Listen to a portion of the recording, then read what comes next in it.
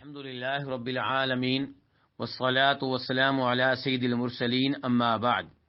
ایک بہن سوال کرتی ہیں کہ میرے چھوٹے چھوٹے 4 بچے ہیں اور میرے شوہر 4 ماہ کے لیے تبلیغ کے لیے جا رہے ہیں، کیا ان کا یہ عمل اسلام کے مطابق ہے؟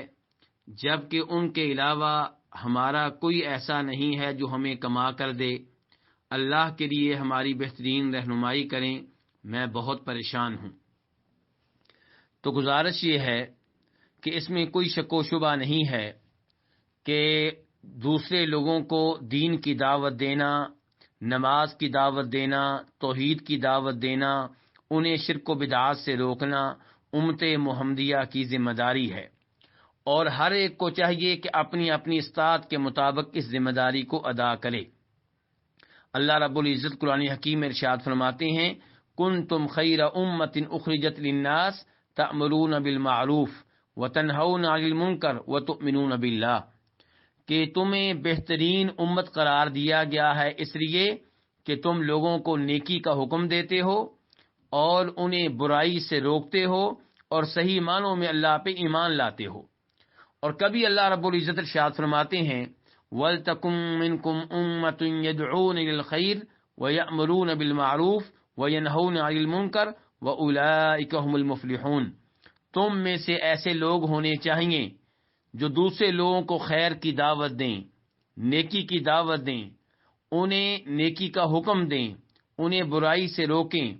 اللہ رب العزت ارشاد فرماتے ہیں، جو یہ کام کریں گے، یعنی کہ خیر کی طرف دعوت دینا، نیکی کی دعوت دینا، برائی سے روکنا، یہی لوگ فلاح پانے والے ہیں، کامیابی حاصل کرنے والے ہیں۔ تو اس لحاظ سے اللہ رب العزت کے دین کی طرف دعوت دینا بہت ہی عمدہ کام ہے، بلکہ اللہ رب العزت ایک مقام پر ارشاد فرماتے ہیں، وَمَنْ أَحْسَنُ قَوْلًا مِّمَّنْ دَعَا إِلَى اللَّهِ وَعَمِلَ صَالِحًا، کہ اس سے اچھا کون ہوگا جو اللہ کی طرف دعوت دے اور نیک اعمال بجا لائے اور یہ کہے کہ میں مسلمانوں میں سے ہوں۔ لیکن ہم سب کو یہ معلوم ہونا چاہیے کہ اللہ کے دین کی طرف دعوت دینے کے لیے قرآن و حدیث کا علم ہونا ضروری ہے۔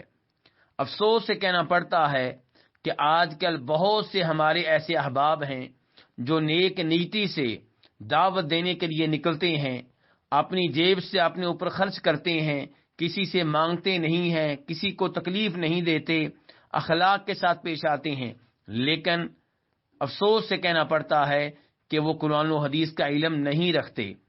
آپ کیسے کسی کو دعوت دیں گے جبکہ خود آپ نے ابھی تک قرآن حکیم کا ترجمہ نہیں پڑھا، ابھی تک آپ قرآن حکیم کی تفسیر نہیں جانتے، ابھی تک آپ بخاری مسلم کی صحیح احادیث کا مطالعہ نہیں کر سکے؟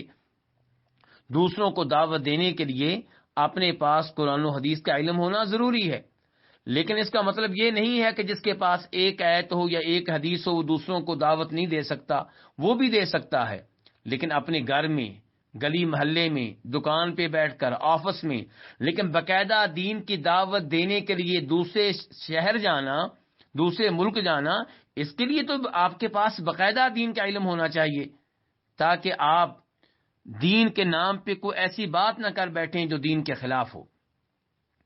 چونکہ ہمارے یہ بھائی جو نیک نیتی سے دعوت دین کے لیے نکلتے ہیں، ان کے پاس دین کا علم نہیں ہوتا، اس لیے ان سے بہت سی غلطیاں ہوتی ہیں۔ ان غلطیوں میں سے ایک غلطی یہ ہے جس کا تذکرہ اس سوال میں موجود ہے جو سوال میں نے آپ کے سامنے پڑھا ہے، ذکر کیا ہے۔ ہماری بہن کہتی ہیں کہ ہمارے شوہر، میرا شوہر جا رہا ہے دین کی دعوت دینے کے لیے اور 4 ماہ کے لیے، جبکہ ان کے علاوہ کوئی کمانے والا نہیں ہے۔ اس کا مطلب یہ ہے کہ بہن یہ کہنا چاہتی ہیں کہ وہ جا رہے ہیں، 4 مہینوں میں ہمیں کون کما کر دے گا؟ آٹا کون لے کر آئے گا؟ سبزی کون لے کر آئے گا؟ بجلی کا بل کون ادا کرے گا؟ گیس کا بل کون ادا کرے گا؟ بچوں کی تربیت کی ذمہ داری کون ادا کرے گا؟ کوئی متبادل نہیں ہے۔ اور بہن اسی لیے کہہ رہی کہ میں پریشان ہوں۔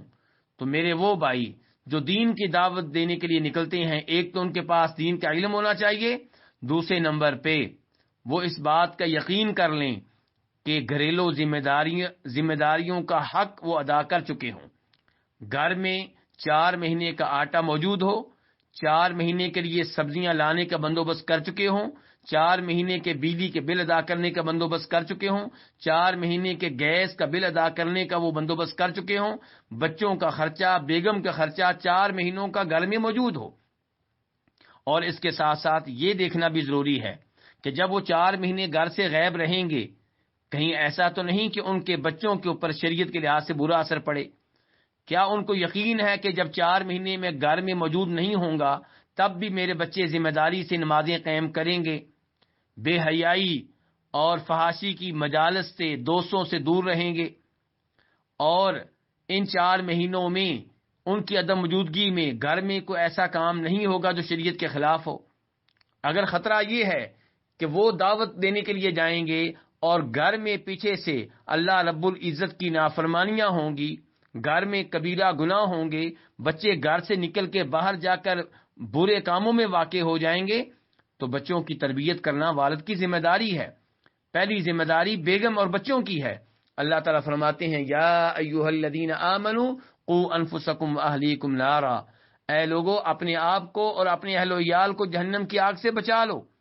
اور نبی علیہ السلام کو پہلا حکم یہ ملا تھا کہ وَأَنذِرْ عَشِيرَتَكَ الْأَقْرَبِينَ، کہ اپنے قریبی رشتہ داروں کو جہنم کی آگ سے ڈرائیں، شرک و بدعات کے بارے میں خبردار کریں۔ تو کہنے کا مطلب یہ ہے کہ پہلی ذمہ داری بیگم اور بچوں کی ہے۔ اگر بیگم اور بچوں کے حقوق خرچہ دینے کے لحاظ سے، رہائش دینے کے لحاظ سے، لباس مہیا کرنے کے لحاظ سے ادا نہیں ہو رہے، تو پھر کسی کو یہ حق حاصل نہیں ہے کہ وہ باہر دعوت دینے کے لیے جائے، تبلیغ کے لیے جائے۔ اس کو چاہیے اپنے گھر میں اپنے بچوں کو دعوت و تبلیغ کے لیے تیار کرے، گلی محلے میں دعوت و دین کا کام کرے، اپنی دکان پہ بیٹھ کے دعوت و دین کا کام کرے، اپنے آفس میں بیٹھ کے دعوت دین کا کام کرے، تبلیغ کا کام کرے۔ پہلے بیگم بچے، پھر دوسروں کی ذمہ داریاں۔ ایسے ہی اگر وہ سمجھتا ہے کہ خرچہ تو میں دے چکا ہوں لیکن گھر کا ماحول بتا رہا ہے اور جس محلے میں ہماری رہائش ہے وہاں پہ حالات ایسے ہیں کہ پتہ چل رہا ہے کہ میری عدم موجودگی میں میرے بچے خراب ہو جائیں گے، فتنہ و فساد میں واقع ہو جائیں گے، برائیوں کا ارتکاب کریں گے، تو پھر اس کو چاہیے کہ اپنے گھر میں رہے اور بچوں کی صحیح معنوں میں تربیت کرے اور گلی محلے کے بچوں کو دعوت دین دے اور تبلیغ کا فریضہ وہاں پہ سر انجام دے۔ اللہ رب العزت سے دعا ہے کہ ہمیں قرآن و حدیث سمجھنے کی توفیق عنایت فرمائے اور اس کی روشنی میں اپنے حقوق اور اپنے فرائض سر انجام دینے کی توفیق دے۔ وآخر دعوانا الحمدللہ رب العالمین۔